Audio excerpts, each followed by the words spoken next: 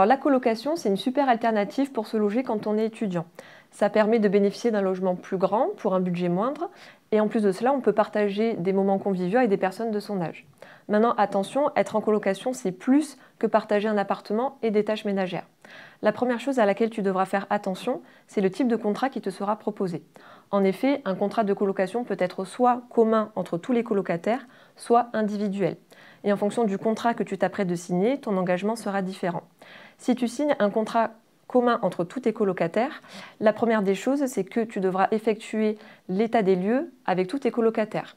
Également, ton dépôt de garantie ne pourra pas être récupéré avant que tous tes autres colocataires ne quittent le logement.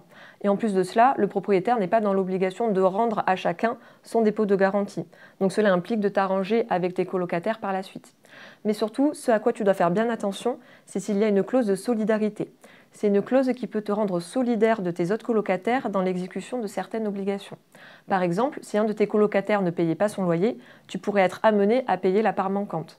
Autre exemple, si demain tu quittais le logement, tu devras trouver une nouvelle personne pour te remplacer, sinon toi et la personne qui se portera caution, donc j'imagine un de tes parents, vous pourrez être engagés jusqu'à 6 mois après la fin de ton préavis.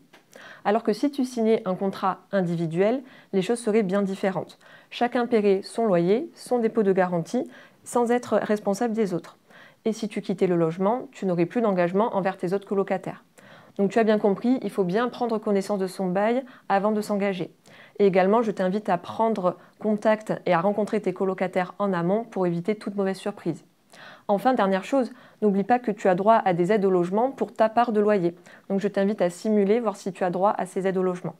Dans tous les cas, si tu as la moindre question sur la colocation ou le logement en solo, n'hésite pas à venir voir EDC.